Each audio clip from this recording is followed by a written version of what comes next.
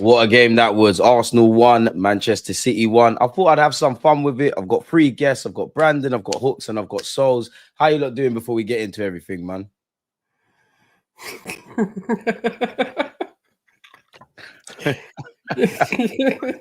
think that reaction tells you everything, innit? Just everything. Go on. I mean, what a shit show, innit? What a shit show of a season we're having right now. Like, it's just the reality of the matter is, like, something needs to fix up. I know I'm going straight into it, but right now, like, even as an Arteta backer, I'm a bit pissed off, and obviously we'll get more into it and we'll get into the details of like what's actually gone down. But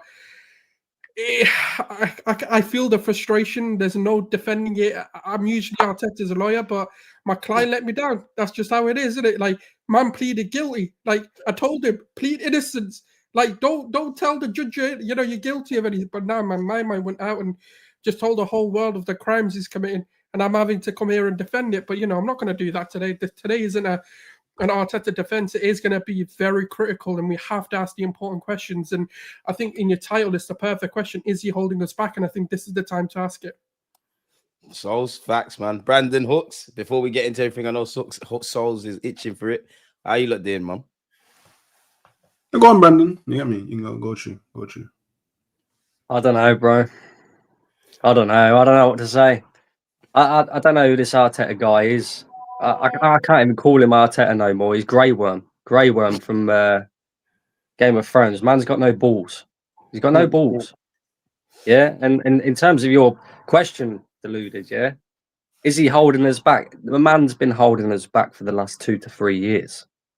Let's just be real about it. He has. Me. Nobody can sit here now and say that this Arsenal squad is not good enough. Nobody can sit here now and say that this Arsenal squad is not filled with absolute quality. But it doesn't reflect in our performances because this manager has no backbone. I was fuming after that game. I ain't gonna lie, I was fuming after the game. I give him a little bit of lenience at Anfield when he did the same thing, because I kind of, to a degree, I understood it. We're away from home, but at home, to set up like that at home against the Manchester City side that's, let's be honest, not that great. Yeah, I was watching City today, and I weren't particularly impressed with what they was offering. They were scared of Arsenal camped in their own half.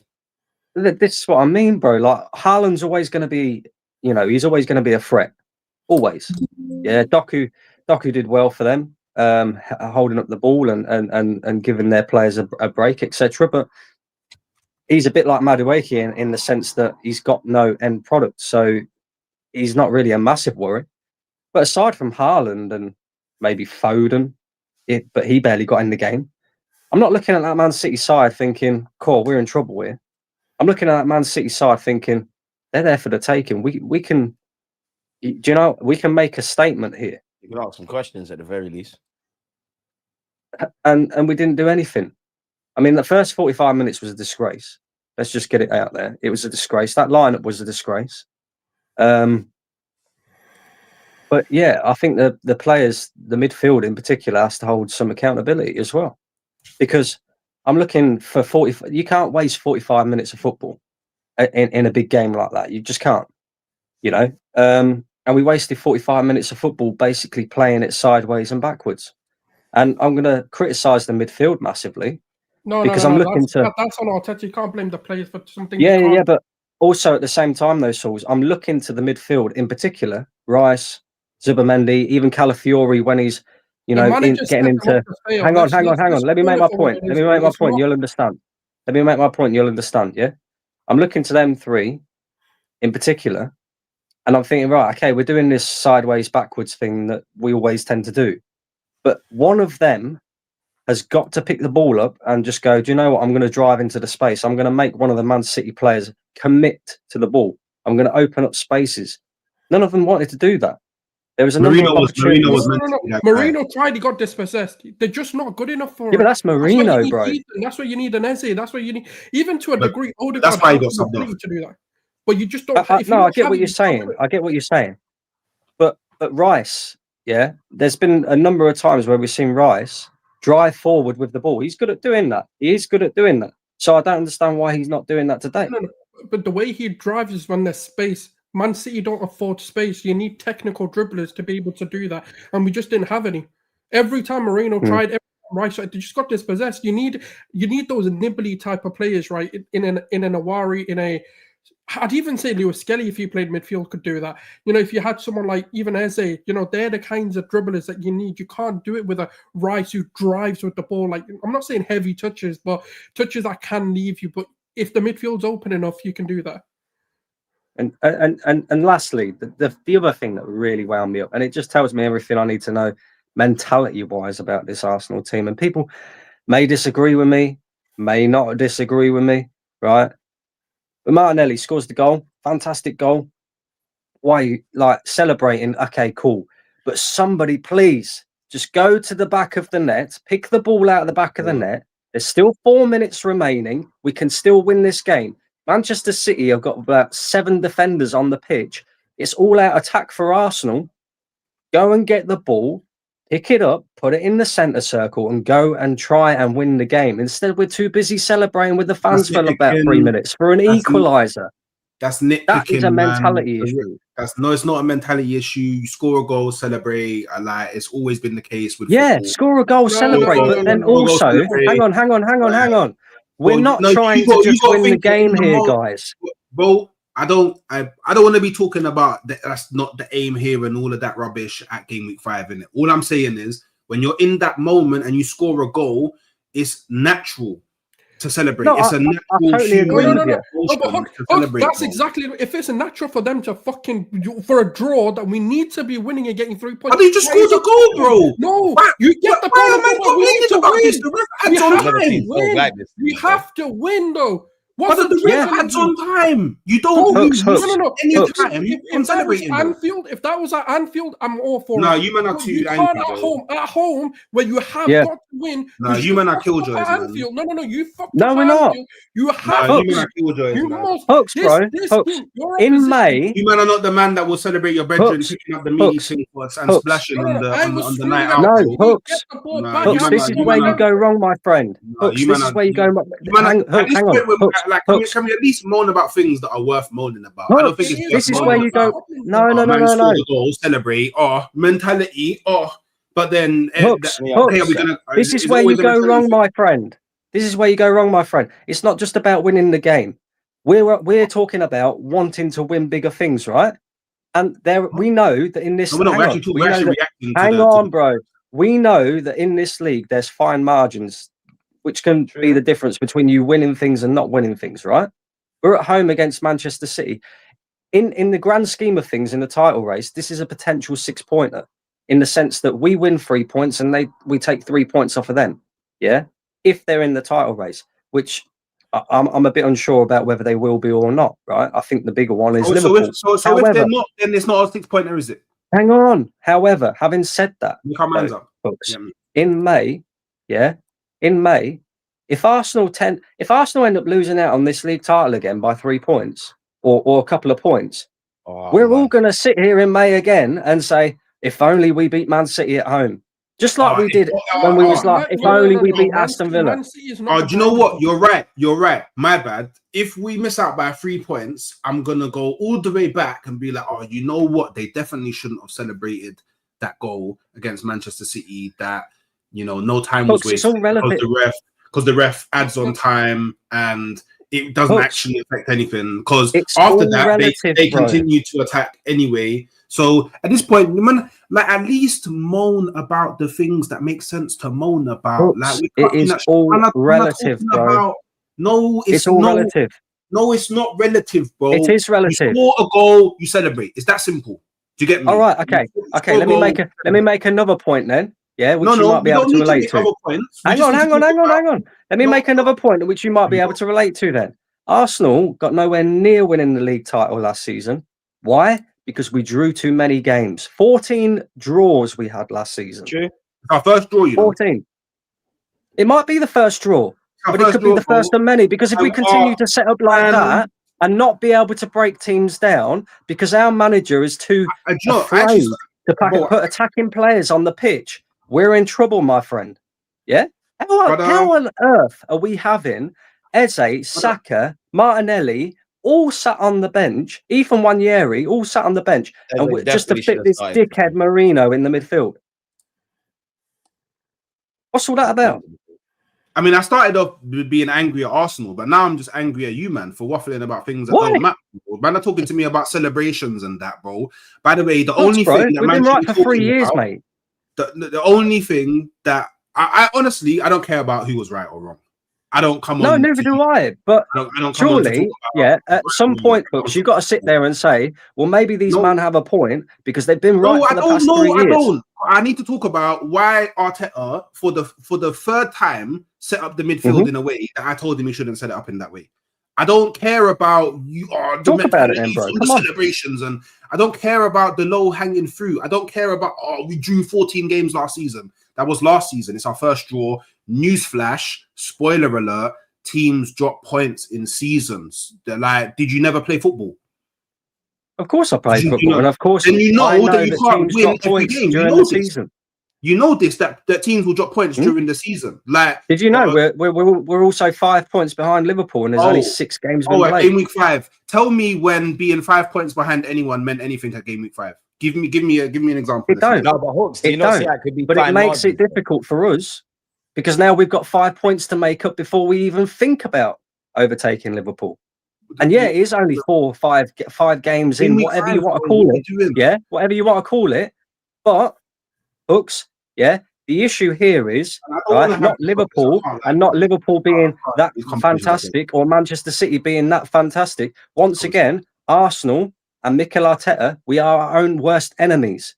And the reason why we are 5 points behind, the reason why we didn't win the game at Anfield or even pick up a draw, the reason why we end up drawing the game today is because we are our own worst enemy in the way that we set up and in the way that we decide to attack games. Yeah, comes from the manager. I totally agree with you. But there's no excuses when you've got the amount of attacking quality that we've got at this football club right now. And it is angering and frustrating when you see the same things happening on repeat, and there's no need for it. There's no need for it. So, Brandon, what are the same things? Because I think every Arsenal fan knows, but like, what would you say are the same things you see repeating? Well, it's just Deluded. Nothing's changed about the way that we play football. We've got all these attacking players at our disposal now. And what has the manager done to try and adjust to them? Do you know what I mean? Like I said it in the opening weeks. And again, you can't really judge the guy because he's only been here for 5 game weeks, as Hooks would say, right? In Gyökeres. But we know from watching Gyökeres at Sporting Lisbon that he likes to run off the back of defenders. He likes that ball over the top. He likes to get in 1v1 situations, right? So, okay, a top player has to come in and he has to adapt his game in order to suit the team that he's coming into. But what have we done as a team to try and adapt to the way that he wants to play and what's going to get the best out of him? We haven't done anything. But this isn't the game to criticize that because City left no space for it's him. Not. It's not. But the overall picture, Sauls, is, yeah, I'm seeing the same repetitive things that we've seen for the last 2 seasons, which has ended up with Arsenal finishing second. It's like this guy has an obsession with being a runner-up with second place. Yeah, man. Like, please, man. Bro, it's game week 5, man. I can't be jumping on streams and we're having these dead conversations all the time, bro. Like, honestly, bro. Like, if this is what we're gonna do, then when can we have these conversations? By the way, just take, I don't know, screen record videos of you, man, saying this last season and the season before and the season before that, and then share your screen. Serious question now. Like we understand this, that. I hear it, but why am I talking about this at game week 5? Hooks. Serious question now. You just said I don't want to be having these conversations. It's game week 5, yeah. So when? Hang on.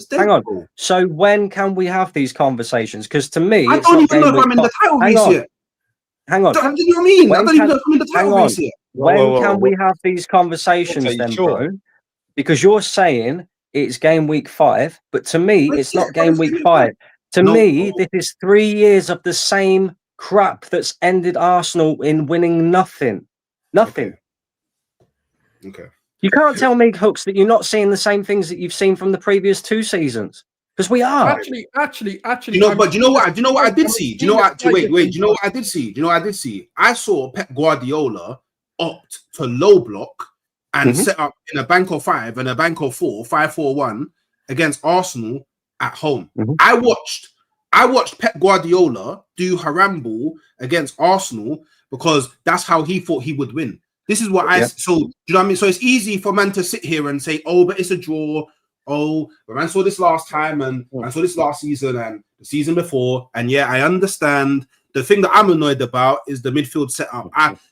There's not a universe or a realm or any sort of life I would have ever fathomed that Eze would have been on the bench. That to me, like that spun me into oblivion, not seeing him on the lineup. But teams draw, like teams drop points. Like if you went into this season thinking that Arsenal was going to win every single game, then you're an idiot. Stop watching football. It's got nothing to do with us dropping points. You do realize we've only gone invincible once. Which means in every other season, we've dropped points. Yeah, you're sitting here, they're confused, they're baffed. We're doing the same thing. I'm not confused, bro. You're the only one confused here. You're the only one confused here. It's got nothing to do. Hang on, no. We can drop points. Well, you're either confused or you're not listening to what I'm saying, bro. Because what I have said is, every team drops points. There's not a single team that has gone invincible in this Premier League apart from Arsenal. I know that every team drops points. It's not about dropping points. It's about how you drop the points. It's about why we're dropping points. It's about, are we seeing the same errors and mistakes that we've seen over the past couple of years that have ended up in costing Arsenal? Whose fault is it we are? Whose fault is it for? Who's at fault for the Haaland goal? Who's at fault for the Haaland goal? Yeah, who's at fault for the Haaland goal? Several players. Several Saliba, for me. Gabriel, Rice, Merino, several. I've got to be honest, I was screaming at the telly because I didn't think that Gabriel was sprinting back. He looked like he was doing a fast-paced job. But do you think that Arteta planned for that? No, the players have to hold their responsibility for that error in it. We're a better team defensively than that. But then, like, is Mikel Arteta's tactics holding Arsenal back, specifically in the final third? I think everyone can agree defensively we do our thing. He did change things, but that's the thing. He changed things. I think people were more nobody could be shocked Merino played. So then my question for you, panel, is I was shocked. I was very shocked. You were shocked to see Merino start? I was very shocked because genuinely. Yeah, honestly, I was shocked. I didn't have Trossard on my bingo card, if I'm honest. I wasn't. Do you know why? Do you know why I was shocked by Merino starting? Because he, in my mind, he does this midfield 3 when we go away at hard games away. I understand this midfield 3 hard games away. At home at the Emirates, I should never be setting up to ensure that I don't lose. Do you know what I mean? However, Arteta wants to spin it in like, you can tell he's rattled by people asking him about this midfield 3. However he wants to spin it, or however in his mind he thinks that it works.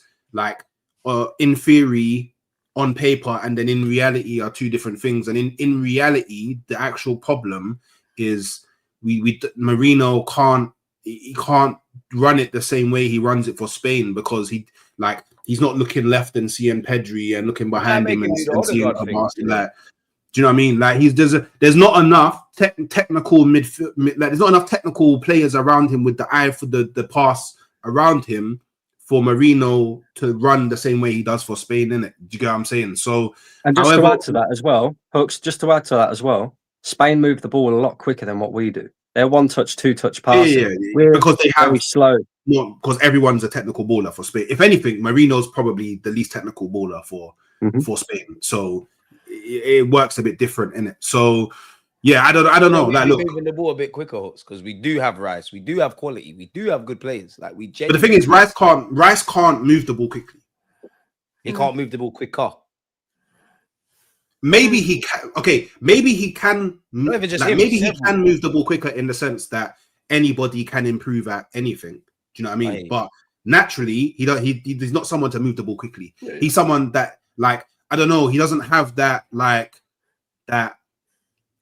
Actually, not to be an fair, agile he made a few line breaking passes today. But like the point I'm making is he's more of a midfielder that you give him the ball and he would rather try break through running Like what and Sol was driving. saying, like he can attack the space versus Yeah. the guy in tight space. That's who he is. He's not really the guy to like, and that's why Zubomendi gets stifled when it's a midfield three of him, Rice, and Moreno, because Rice, like, he does too much. He's moving about here, there, everywhere, popping up, taking up all these weird spaces.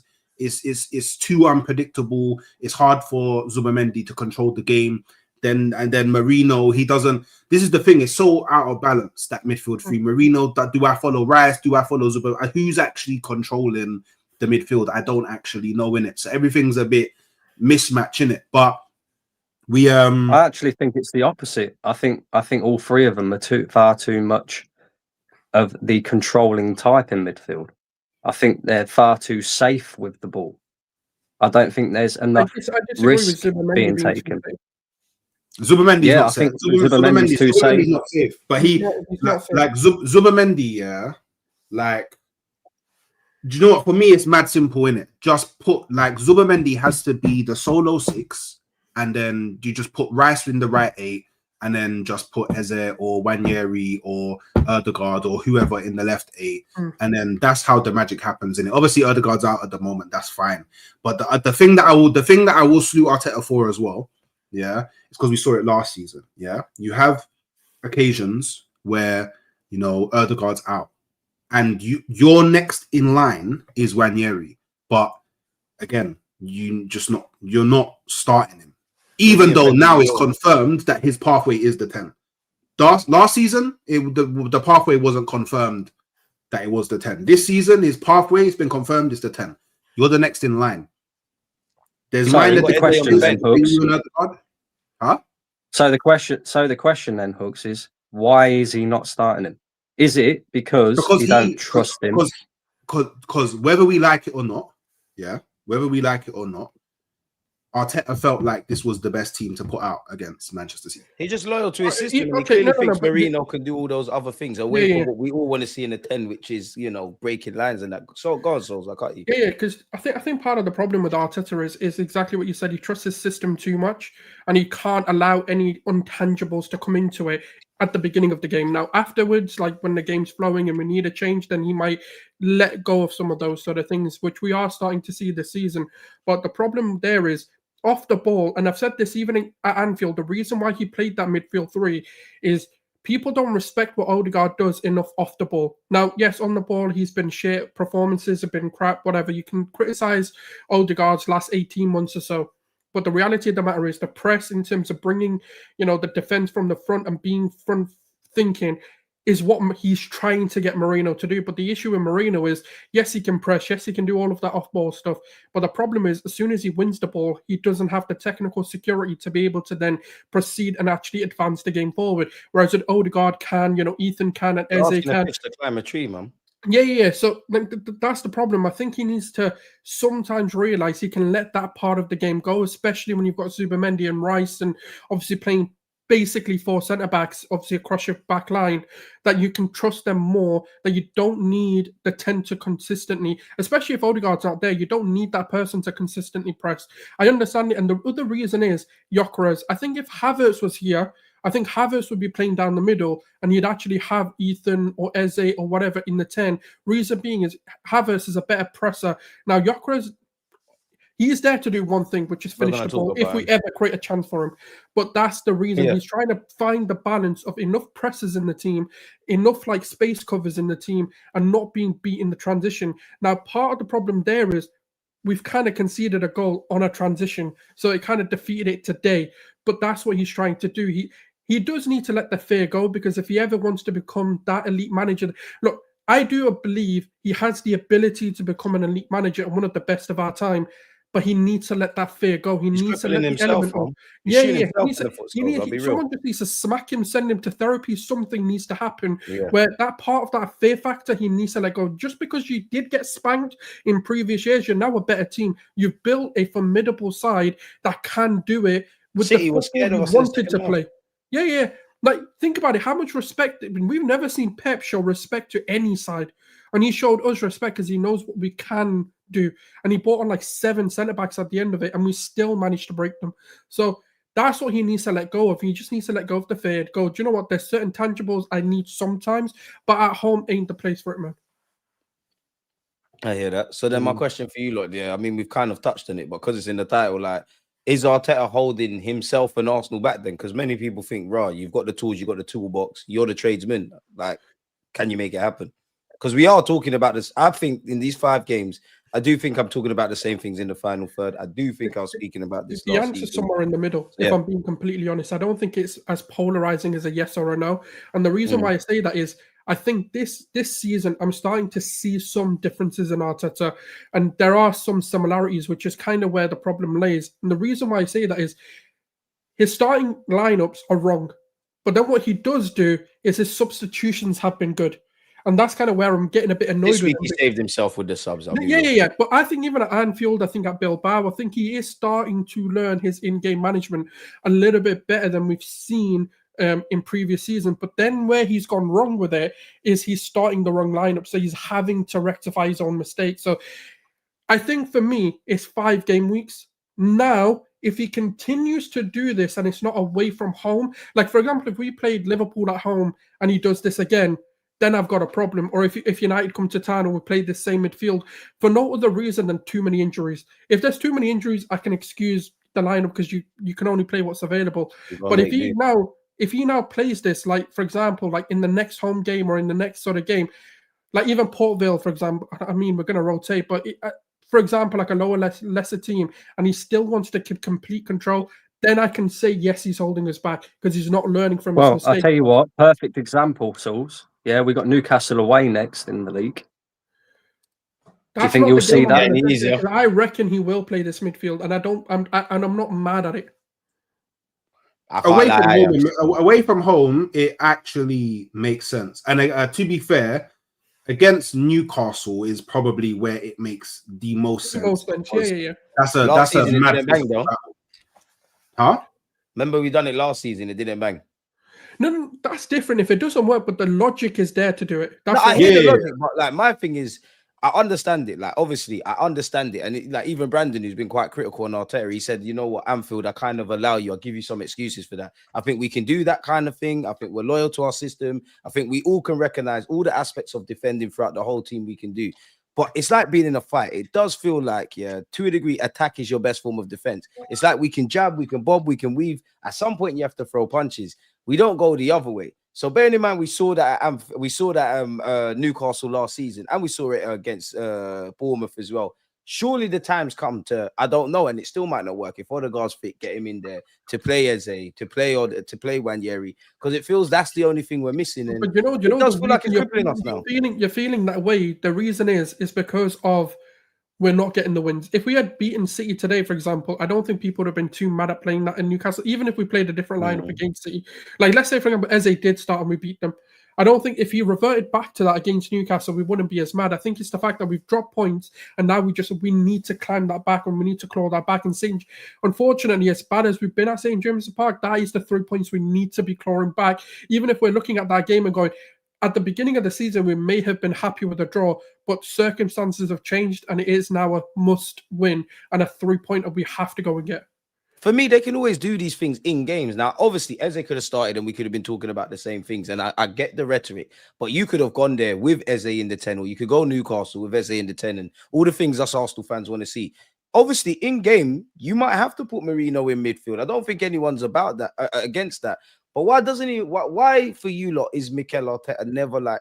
We're loyal to the system for one, but why are we never on the front foot? Because I think a lot of the frustration beyond the obvious is, say that again, we never done it at home. Go on. It's backwards, bro. It's backwards. Like, people are criticizing Pep today, right? Because he brought on 7 defenders. But at least when he put his starting lineup out there, he had all of his attacking players out there. Foden was out there. Reinders was out there. Rodri was out there. Yeah, Doku was out there. Haaland was out there. So he starts with the team that he thinks is best suited to win the game. Yeah, not get a draw or not lose, but he starts with the team that's best suited to win the game, and then his in-game management comes when he's looking at it thinking, okay, Arsenal are having the majority of the ball now, and maybe I need to bring on a few more defenders, etc. Whereas with Arteta, it's like he's starting to not lose the game. And then when it's not going our way, he will then bring the attacking players on. It's backwards. It's the wrong way round. You should have started with Eze today. And then if you needed to, bring Merino off the bench when we're winning the game. I would have done with that. There's balance to be had, in my opinion. I think where I can understand his thought process is because previously when we've been front-footed, we have actually costed ourselves as well. Like, for example, the Anfield games, there were times where we've gone 2-0 up at Anfield and then we've cost ourselves because a moment in the game has changed. And then obviously we've conceded 2-2. And at that point, you can't really change it because the momentum's on our side. When the momentum shifts and we bring Merino on, let's say 30 minutes into the game because we're 2-0 up now, it's too early to panic. And that's kind of where I think Arteta, he just needs to learn the balance of when it's like what kind of games and states is right. I don't think Anfield this early in the season needed that because they looked vulnerable. I think that's kind of where he needs to let go of the fear factor of Anfield or the Etihad. Ain't gone for blood against City or at Liverpool. That's my disappointment. But that also shows the lack of trust that he has for his players. Because if we're saying here, yeah, but it is those souls. Because if we're saying here that we have to have 3, let's just say, more defensive-minded, safe midfielders, yeah, then that tells me you don't trust your defence to do its job. But in truth, when you look at our back 4, you don't really need anybody in particular in that midfield. Well, you can have one deep-lying midfielder. Rice protecting as well. Yeah, you can have one protector in the midfield. But really and truly, does our back 4 need 3 deep-lying, defensive-minded, non-attacking-minded midfielders in there? No, they don't. I don't think Merino's role is to actually be a deep-lying player. I know that's how he's been looking because a lot of people have caught onto the fact of what he's going to do, which is box crush, basically. That's his role. He's meant to be that extra man in the attack, but it's just not working. That's kind of where the problem is. I understand why he's doing it with the profile he's got, but it's just not happening. Anfield, Liverpool kind of covered that off, and they knew he's going to make late runs, and that's what they stopped. City did the same thing because they pushed us into our own half, not allowing Merino the ability to kind of go press forward. So that's kind of where the kind of issue and kind of balance that I want to bring, because as much as it is trusting the players, it's also kind of looking at the profiles that you have and saying, how do we best nullify the opposition that we're playing? And that's kind of what he did at Anfield. I agree with what he did today. I don't agree. The midfield didn't need to be that today. But what at the same time, though, Sauls, just profiles are going to stop them. Yeah, but just real quick though, Sauls, this is half the problem with him. He's quick to look at what will nullify the opposition rather than what we're going to do to beat the opposition. Do you know what I mean? He's more, let's nullify the opposition and then go and win the game, rather than let's go and win the game and then we'll see how we're going to nullify the opposition, right? And I'm going to say something a bit out there. I'm going to say something a little bit out there, right? But I've said this for majority of the season since the transfer window shut. I actually think 2 changes gets the best out of this Arsenal team. I actually think that our back 4 is good enough to only have one deep-lying midfielder sitting there, either Rice or Zubimendi. You take your pick. You could play Odegaard in the 8 because I think he's more of an 8 than he is a 10 anyway. And then you could put Eze in the 10. You could afford to have two more attack-minded midfielders in that midfield. And I think that would make a huge difference to Arsenal and the way that we play and the goals that we score and the rate of goals that we'd be scoring. You know, but to have 3 players in that midfield that are not really that great going forward just doesn't make any sense to me. It's more, let's nullify the opposition rather than let's go and win the game. And that's why I say he is an enemy of football, and he's the biggest problem at this football club, because nobody can tell me now that he hasn't got the tools to do the job. We've got more than enough quality in this side now, and strength in depth in order to go on multiple fronts. Yeah, but this isn't the time of the season to start questioning it to that level. Now, I do agree there's certain criticisms that need to be put on him, and he needs to be held accountable for certain things that he's doing. But I don't think it's a big question of like, do we sack him on all of this sort of stuff, and is he the one that's not going to win us the league? Because I do think, look, it's a learning curve, and if he doesn't learn from it, then yeah, 100% I agree. Like if these are the reasons why we lose the league, for example, or we don't win a Champions League, then yeah, I agree. The context goes out the window, like regardless of injuries and stuff like that, because you have now got the squad. Whereas with previous seasons, yes, people made excuses for him to stay, and that's kind of where this season draws a line.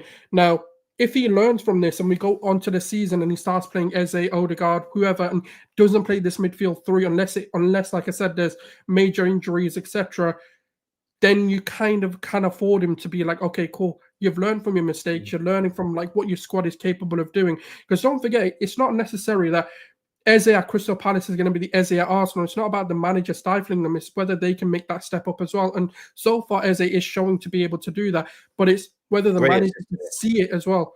And also, like, you know, what Gyökeres can do in this Arsenal team, what Madueke can do in this Arsenal team. But at the same time, though, an element of the clubs and where they've come from, but you need to also let them learn the system before you can just go, yeah, here you go, have free reign. I haven't actually seen anything to say that he can learn, though. And what I mean by that, right? I mean, it's 5 game weeks. Go back to the I know, but go back to the season when we first competed for the league, and we should have won it. You know, 8 games to go, 8 points clear. We should have won it, right? And in the end, what ended up costing us was the fact that we went too attack minded, and we ended up conceding and dropping points stupidly against Southampton 3-3 at home. You know, games like that. The following season, we went the opposite way, and we nearly got over the line. We was even closer that season.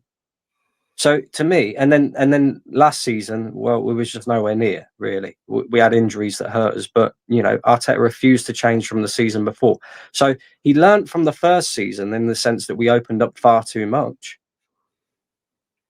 but he hasn't yet kind of put that first season to one side in his mind. For me, it still feels like the handbrake's on with this team, no matter who's in it. You know, no matter who we play in this team, no matter who's in the squad, it feels like the handbrake's on all the time because he's still worrying about us opening up too much, and it ended up costing us in the long run. When in reality, what we're seeing right now is we're not opening up enough. Do you know what I mean? So how does he change that then for you lot? For me, I've said it before. I think we can afford to play one deep lying midfielder and have 2 more attack-minded midfielders in there. I think he's got options all over the board, DG. You know, when I say he's not learning, we all said last season when Odegaard got injured, why isn't Ethan Nwaneri playing? Why is he not playing in that 10? And now we're seeing the same thing again this season. We know Odegaard's out injured, and rather than playing Eze or rather than playing Ethan, he's playing Merino. Like, what are you doing? When Ethan played a consistent games, I think it was his 3rd game, he got injured. He had a knock. That's the reason he's not going to play consistently, because he's still developing. There's certain players who are physically ready and their bodies are physically developed. And there's certain players who, once you put that strain on their body, especially at a professional level, they start to pick up these knocks, and you have to balance it. Souls, again, he's not required. Completely don't play him. He's not. Hang on. Ethan's not required to play multiple games like he would have been last season, because we know Odegaard isn't going to be out for very long. In fact, I suspect he will be back for the Newcastle game, right?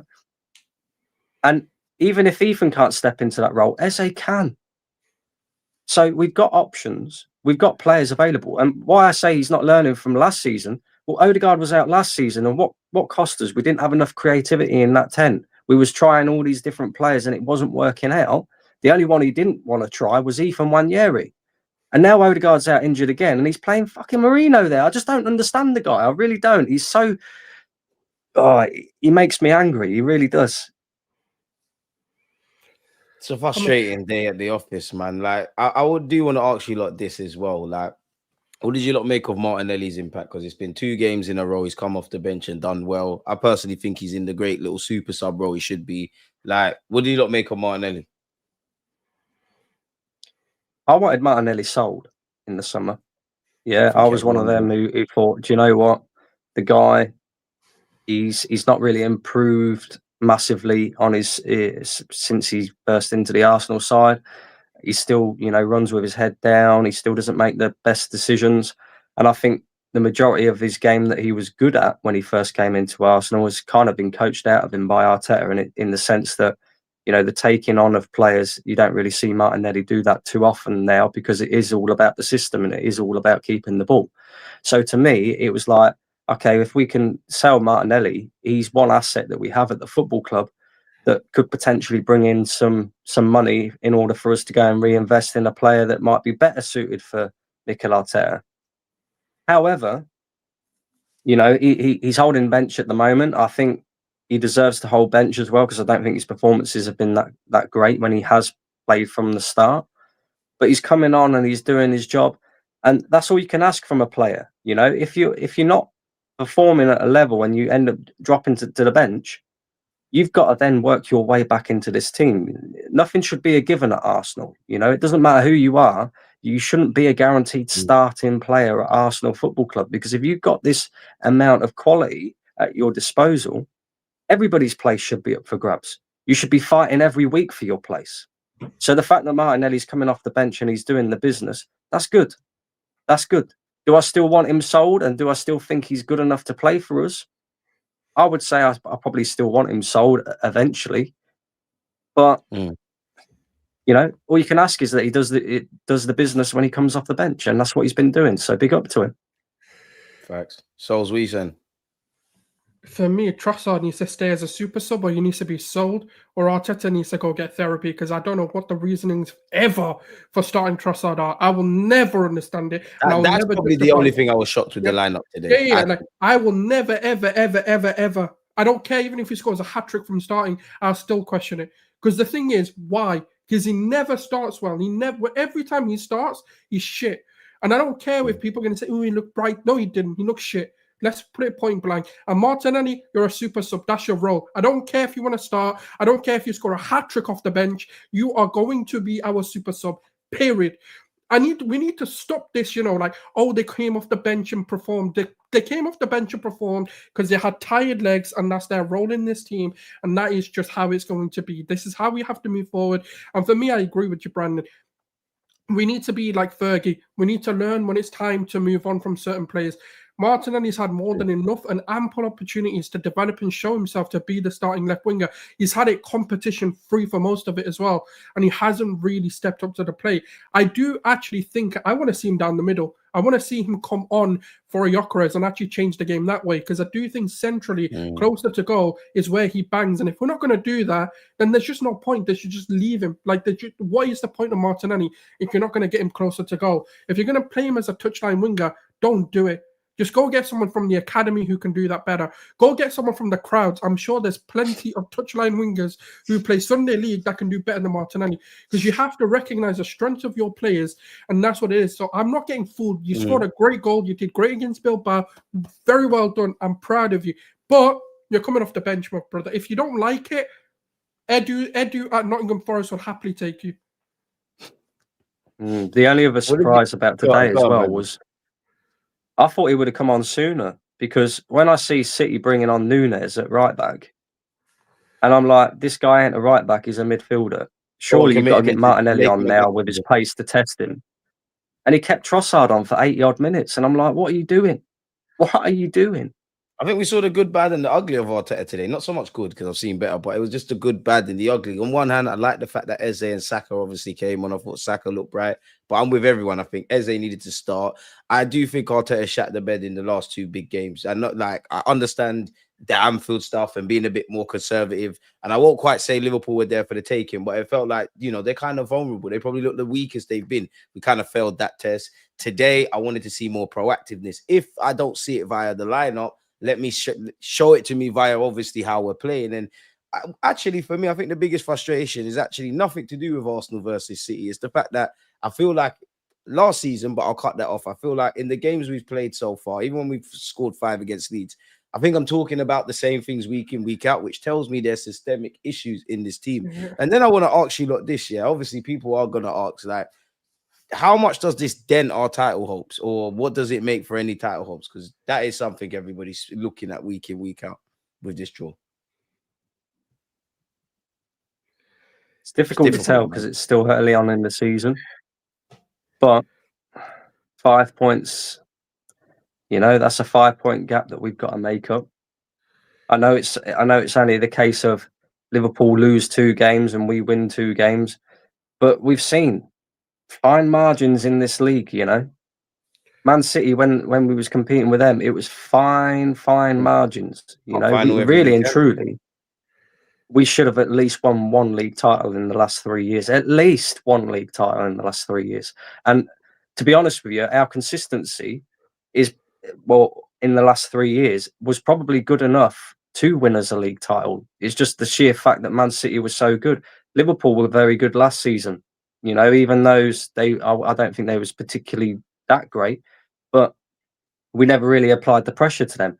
Liverpool are a much better side this season. I'm already seeing, the sheer fact that I know they can concede goals. Yeah, Liverpool are going to concede goals. Funnily enough, I think they've conceded in every single one of their Premier League fixtures this season, apart from against us. But they've got players there that can bang goals for fun. Salah doesn't look like he's dropped off. Isak's going to score for fun when he gets going. You know that. Ekatike's scoring goals. Even Gakpo's coming up with goals.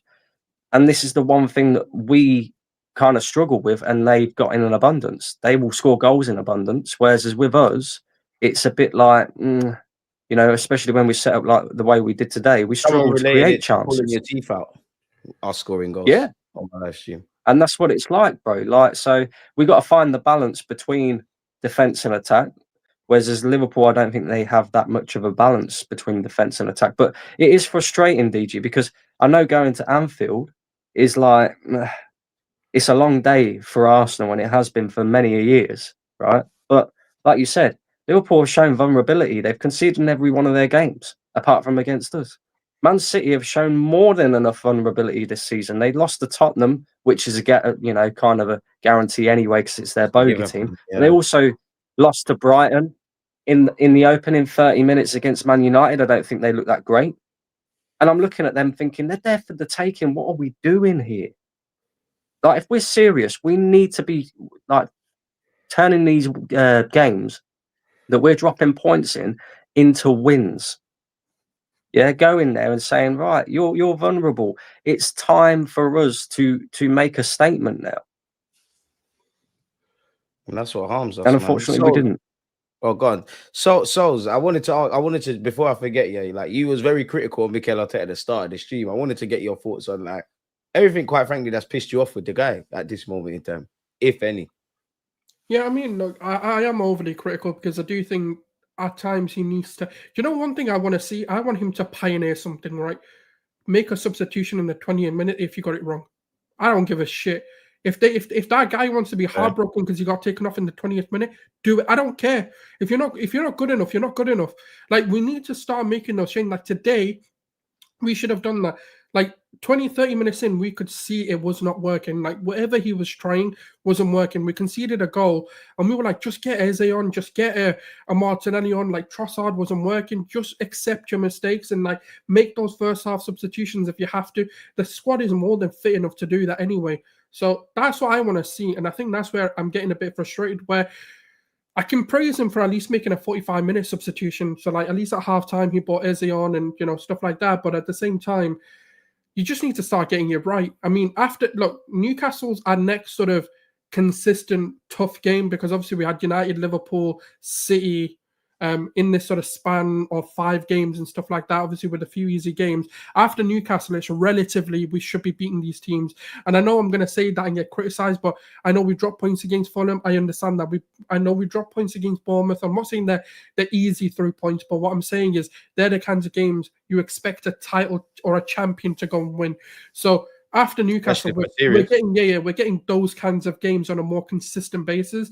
So we may see our fortunes and like momentum and even our confidence shift over and Arteta starts to play the team and starts to realize that Eze is actually good enough to play in the 10 or Nawari or whoever he wants to play in there. You know, Odegaard can get back to fitness, Saka can get back to fitness, all of that sort of stuff.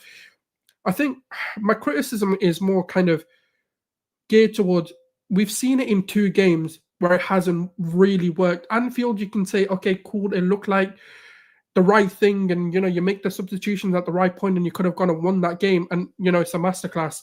Then you go to Bilbao and we stank it up. That first half, I couldn't watch it. I love a good tactical game. I love trying to pick out the intricacies, but I was like, there's nothing to pick out. This is just shit. And then today in the first half, it's the same thing. Like, with Anfield, at least with Anfield, I can have a tactical conversation with someone and go, this is why we did what we did, and this is how they counted it, blah, blah. And there's some substance to that conversation. These 2 games, if someone's trying to tactically break this down, I'm going to smack him, because I'm like, what you doing? You're just wasting your time. There's no point. It's just bad. And that's what I need him to realize. And if he does, cool. I've got no qualms with him. But as Brandon knows as well, I defend Arteta, but there's some undefensible things, and this is one of them. If he goes again, let's say against Bournemouth or Fulham or someone like that, in the Newcastle game, I'm a bit 50-50, because I've seen Barcelona go there with lightweight midfielders and actually tear them apart. And I've also seen clubs go there with physical opposition, like physical midfields, and obviously get a result out there as well. So I'm a bit 50-50. I'm not sure what I'd want to do or what I would approach that game with. But at the same time, St. James's Park, it's a big game. They're always going to be up for it. It's a Sunday evening game as well. But he just needs to change. He just needs to shift his mindset and just let the handbrake loose sometimes. I'm not saying do it for the whole time. I'm not saying do it for every single game. But learn to balance the team. Learn what works. Stop having your favorites. Stop being, as smart as he also is just too loyal. And I don't know if he needs to go through a heartbreak. I don't know if you're ruthless at some occasions, and then you're I don't know if his kid needs to call him a dickhead or something. Like, he needs to have some form of yeah, you know what? Loyalty isn't always the right thing, and sometimes you need to smack your kid in it. Like, by the way, I'm not saying smack your kid, but you know what I mean. I'll do it. I'll call him a dickhead. Done it plenty of, but he needs that moment of you know what? He's making his own problems. I don't know if that's Josh Kroenke needs to put the pressure on him. I don't know if it's a case of Richard Garlick, who's now been promoted, needs to put that pressure in, but someone needs to say to him, if you don't get it done this season, you're out. And that has to be the stance. Whether you fire him at the end of the season is a different story, but let him think his job is on the line. So he starts to braven up and he goes, you know what? Shit, I need to win. I can't go into these games playing for a draw, playing for a loss, playing for this, playing for that, whatever. He needs to go into these games and knowing that I need to play my best players. I need to make sure that I'm utilizing that. Rice is having a few stinkers. Cool, he ain't going to play. Zubimendi's not been performing. I'm going to put Rice in there or Norgard or whatever. Now, I'm going to be honest. It's been his squad for a few years now, but this is the most it's been your squad. You've had Berta come in and absolutely revolutionize the transfer window, where we brought in 6-7 players, and I'd say about 4 of them of at least good quality or of a top standard. And even someone like Madueke, you might not be amazing, but you've brought something where people can say you're not fair play. But he's good for what he was bought in for, which is a backup, kind of rotate the pieces and stuff like that. Everything you want. Yeah. You've got no excuses anymore.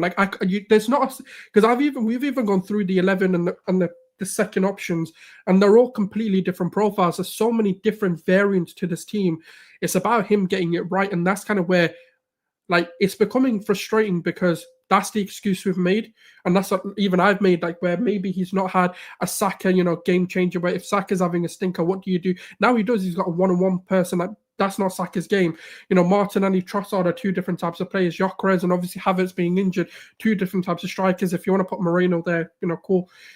But now it's the time where he's got so many different avenues of trying to play the game, but it seems like he's getting it wrong at the moment, especially in the big ones. You can't throw around these top 6 records and all of this, we've been unbeaten for 3 and then just throw it all away. I can't let you do that. You can't go into self-destruction just because it's not going your way. Now you've got everything. Prove to us that that's what was missing, that you are the guy that can get it over the line, whether it's the league, whether it's, a Champions League he goes wins, or, he gets a cup double. Just do something that gives even an ounce of faith. Yeah, an ounce of faith that you can win your way, and that's all I need. I'm with you. Brandon, what are you saying to that? He's got to win something. He's got to, or he's got to go, because this is the season of no excuses. Last season it was, oh, injuries hurt us. We don't have a big enough squad. We don't have the quality in depth. I think, and well, you know my thoughts on Arteta, but I actually think that this Arsenal side is probably the best strength in depth in the league. When you look at it position for position. Yeah, possibly. So there's no excuses for us to not just, fight for the league title, but fight on multiple fronts, multiple competitions. You can't be doing none of this, oh, let's go out in the third round of the League Cup, or let's go out in the third round of the FA Cup again. Can't be doing none of that. This season, he has got to win something, and he's got to fight for a league title as well. Whether we win the league or not is a different matter, because I always had Liverpool down as my favourites, especially when they signed Isak. So, I will sit here and say we're not favourites for that. However, 6 years into the job, 1 FA Cup to show for it, 0 trophies in the last 5 years, and we're good enough to win something now. We're in that category, but we doing a lot of explaining. Do you know the thing is, DG, right? Yeah, if we'd have been winning little trophies here and there along the way, I don't think there'd be that much pressure. I don't think there'd be as much pressure on him. He would have bought himself some time in that regards, yeah. Yeah, but the fact that we've won nothing in 5 years, and we've been arguably one of the best teams in the league, maybe even potentially in Europe, as Saul says, I'm looking at him thinking, well, how have you not won something with this squad? Like, you've got to do something now. So he's kind of applied the pressure to himself, really, because if he'd have been winning trophies along the way, I don't think we'd all be getting, you've got to win the league, you've got to win a major honour, you've got to do this. But now he's got to do something. He's got no excuses. Do you know what it is, Brandon? On top of that, I think it's a more like where I'm also, my mindset is also shifting on him as well. Is when he comes out and says, I'm proud of the team, like, just shut the fuck up, man. You're not proud of that. No one's proud of that. I'm not going to be proud of my kid to bring a home and L. Like, I'll be like, no, you lost. What's there to be proud of? Like, these guys are elite athletes. They're elite professionals.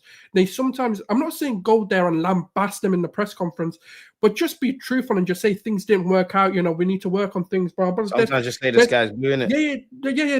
There's a political way of, without like overly going there and slapping your team up, in front of the media, of ways of kind of just sitting there and telling the truth as well.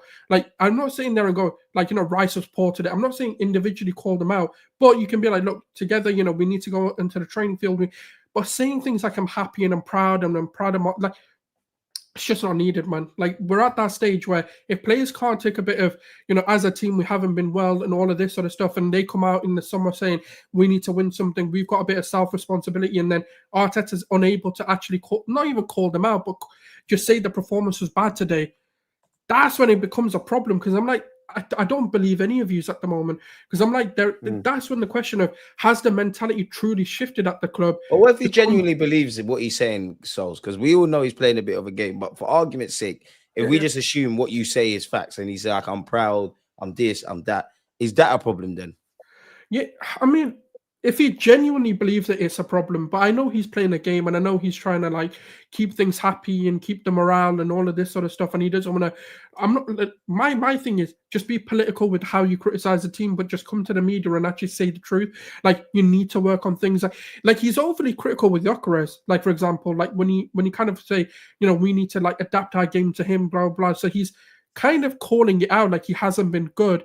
But then when it comes to the team, you're like, I'm proud of the team. Like, which one is it? Like, you can't have it both ways. You can't isolate a single, like, kind of criticism. I'm not saying he's criticizing Gyökeres, but that's what I mean by, like, giving a political answer, like, where you don't necessarily throw anyone under the bus, but you're giving a truthful answer, where he's like, we need to adapt our game and our system to suit Gyökeres and obviously bring him into the game more.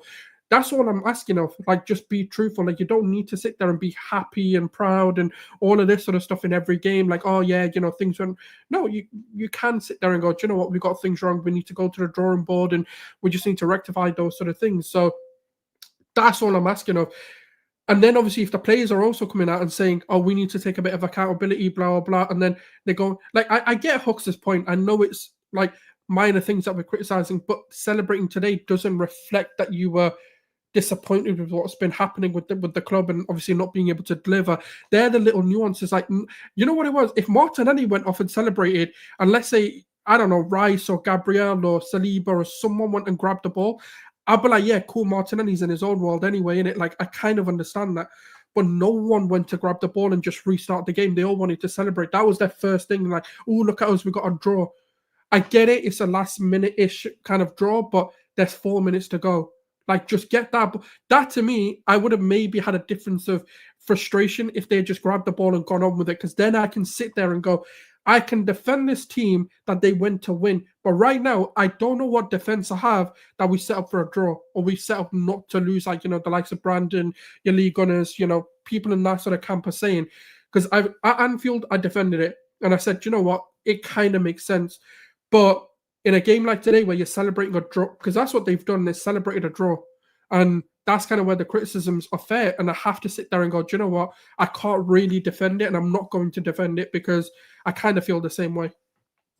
So then I have to ask you, look, finally then, like, is there any positives from today? Because I wouldn't quite say it's a positive. In fact, I got 2 last questions. I wouldn't say it's a positive, but it was a bit of a culture shock watching the game. Like, I know we've got to act like we're here now and we've been competitive, but to see Pep make those defensive changes, to see them camp, to see him just try and see out the game. On one hand, yeah, he was proactive. I understand why Pep did that, but I don't typically see City do that. So that tells me, and that actually makes me more critical of my team. That tells me that we are here. We ain't won Prems and leagues, but we're here. We're a feared outlet. People are actually scared of us. Let's make something happen. Is that a positive? My first question is for you, is that a positive in itself that they kind of played like that in the second half?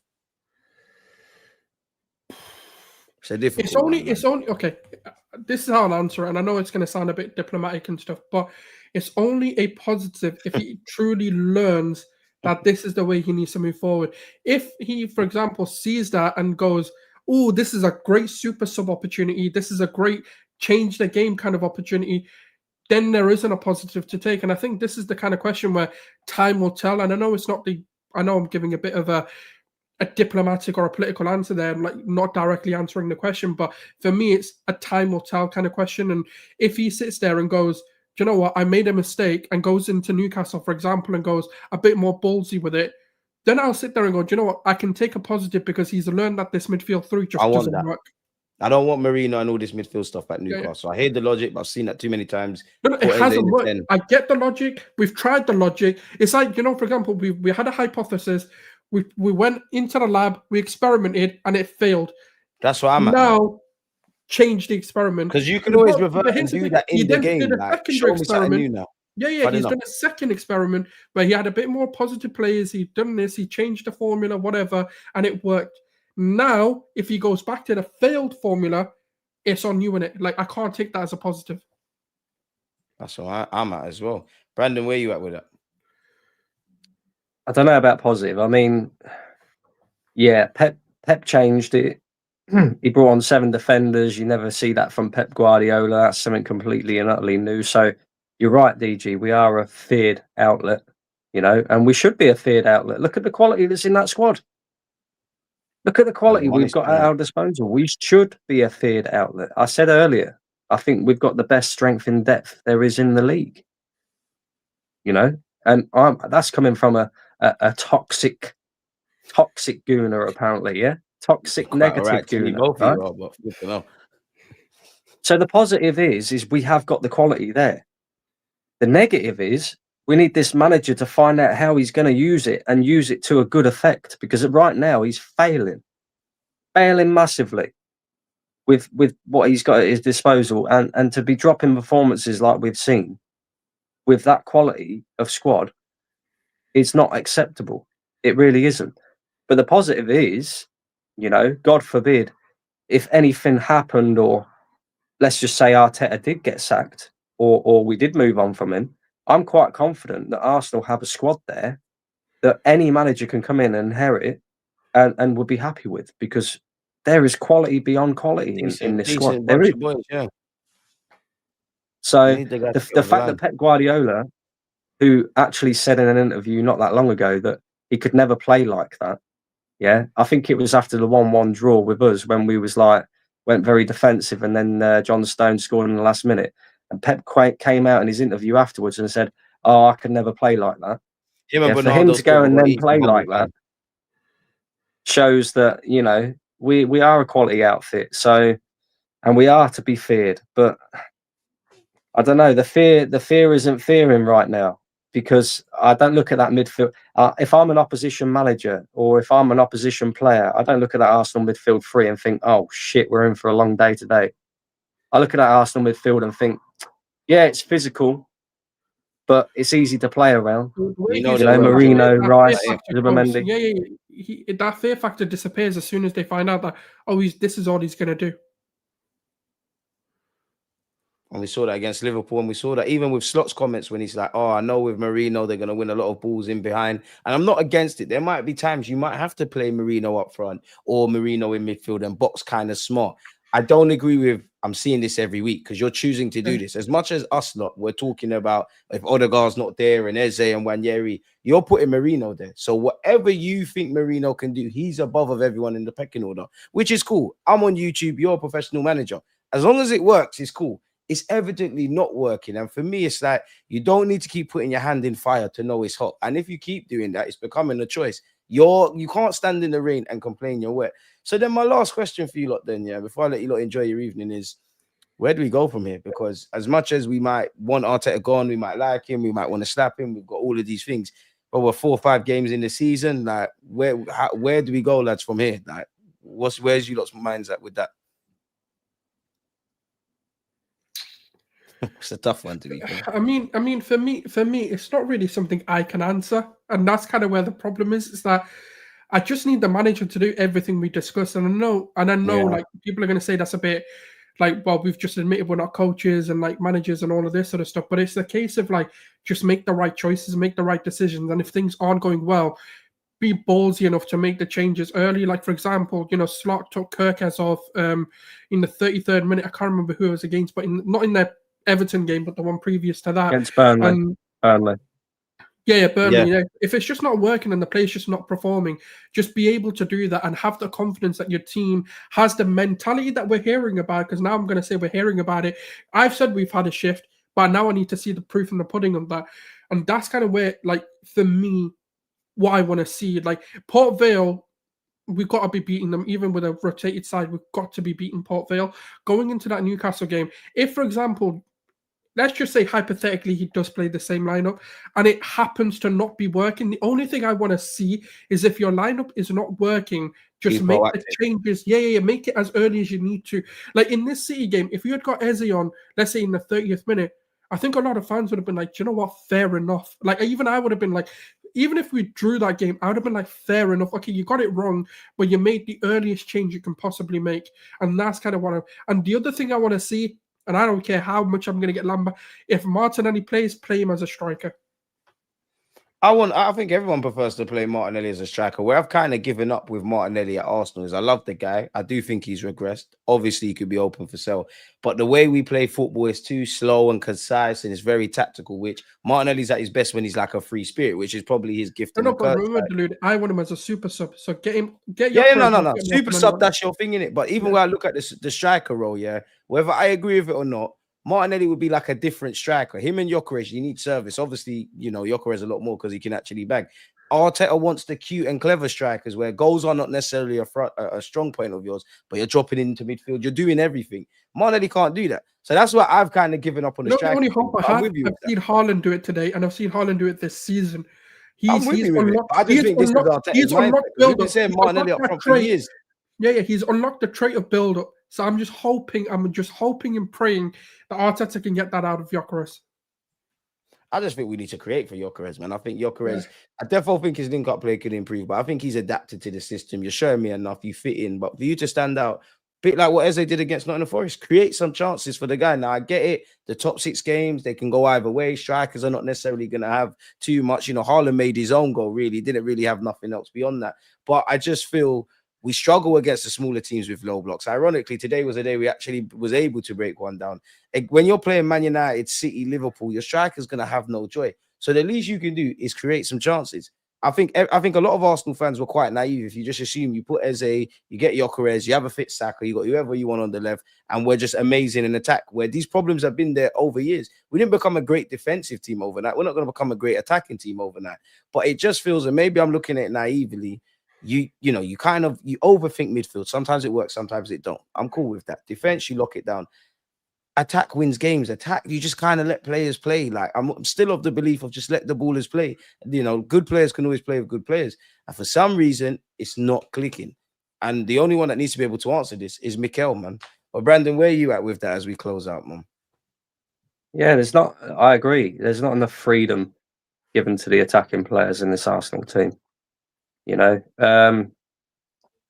think where Martinelli's concerned, I'd like to see him more down the middle, like Saul said. Purely and simply because when the guy came to Arsenal, he came as a striker.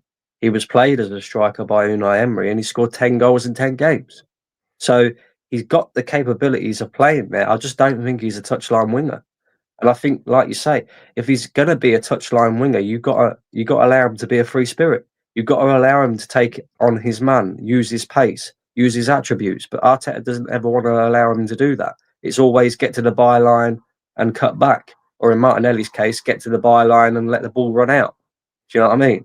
So, yeah, where Martinelli's concerned, I don't know. But I don't think you'll see Arteta playing him through the middle. I genuinely don't. I don't think Arteta will change. I just don't think this guy is capable of changing. I don't think his arrogance allows him. I'd also like to see Arteta start to take a bit more accountability in press conferences. Rather than sitting there and blaming the players when certain things go wrong, i.e., Eze's only just been in an Arsenal shirt for 24 hours. He gets into the box against Liverpool and should have probably shoot, and Arteta's calling him out in the press conference. But he won't sit there and say, or hold accountability for today and say, look, I got it wrong. And that's why I made the changes at halftime.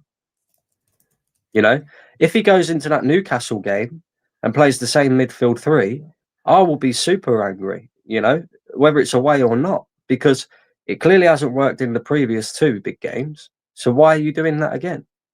You've got to find the feet in this team, and you've got to allow the attacking players some freedom, like you say. So, yeah, I mean, where can we go from here? Arteta's going to remain here. He's going to be the manager, whether I like it or whether I don't. So you've just got to get behind him, and you've got to hope that something clicks and something changes. I don't necessarily think it will, because I haven't seen him change yet. But you never know. And all we can do is just keep winning games. Funnily enough, DG, prior to today, even though the performances in the games weren't that great, I was coming on streams and saying, look, the performances haven't been great, but I don't care because we're winning. And the reality is I don't really care how Arsenal perform as long as we win the game. Do you know what I mean? But when we're dropping points, and it's obvious that the reason why we're dropping points is because the manager is getting it wrong in terms of his lineup or in terms of the tactics, it becomes very frustrating, because it's the same things that we've seen over the last 2 years that have ended up costing us. And I don't want to be getting down that road again, where in May we're sitting here going, if only, if only we'd have done that against this team, if only we'd won that game, we would have won the league. I don't want to be doing that again. I don't think you're lying, Brandon, man. I mean, it's one of them. And like you said there, what I don't want it to be the case of when it's all said and done, coulda, woulda, shoulda, if this happened, if that happened. That's actually what we've been doing. For me, if we want to be in a realm that we haven't been in, we all need to become a version of ourselves that we ain't seen. That's Mikel Arteta. Well, a lot of the points you lot have touched on what he needs to do. The players, I think that was I very rarely blame the players as a collective, but I do think the goal we conceded today is on them. Everything else is on Arteta, and I more lay blame with us not winning today with Arteta, the tactics, being on the front foot, all of those kind of things that we've discussed. But is what it is, man. We just need to bring a trophy home. Like, we just go to Port Vale, do what you needed to do against Newcastle.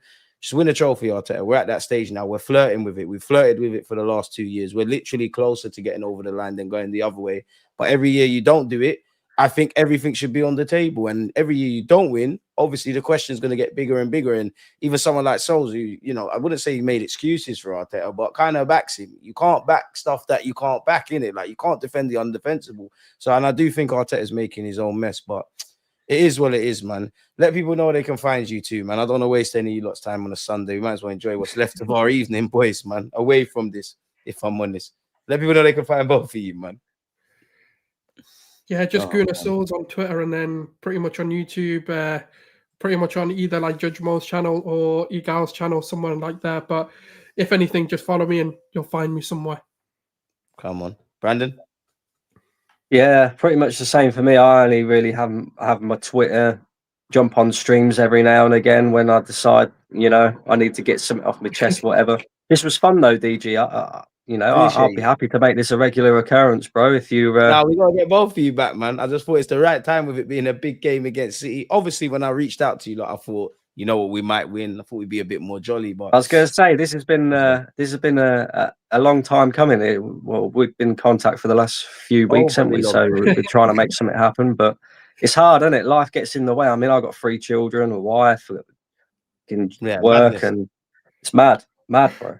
But yeah. So just here, there, and everywhere, really. I don't do anything on my channel anymore. Maybe I should start it up again, but it's just time. You know what I mean? That's it, man. People in the chat, I hope you've enjoyed it. Big up Souls, big up Brandon, big up Hooks, who was with us before he left. Hopefully, you know, we're a bit more jolly. The very fact that we're upset about drawing against City might be a positive, but yeah, moral of the story, all I've learned is Arteta just needs to change things and he's making his own mess. But yeah, it is what it is, man. Honestly, I'm tired of speaking about Arsenal now, so we're going to leave it there, man. People, follow the man, them, smash the like button. Brandon, Souls, appreciate you lot, man. We're out. Peace.